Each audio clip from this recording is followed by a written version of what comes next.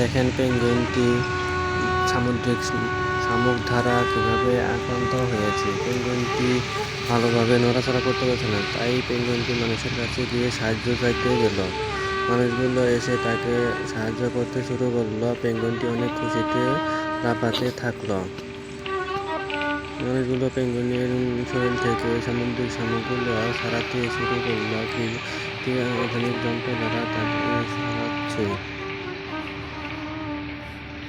পেঙ্গুইনটি চুপ করে বসে আছে। অনেক সুন্দরভাবে তারা শামুকগুলো পরিষ্কার করতেছে।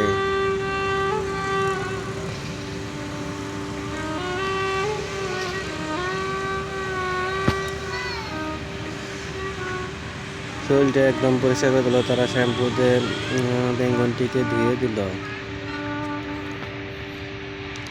পেঙ্গুইনটি একদম পরিষ্কার হয়ে গেল।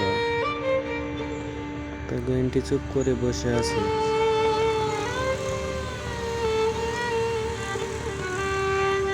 পেঙ্গুইনটি খুশিতে ডানা মেলতেছে আর দৌড়াচ্ছে।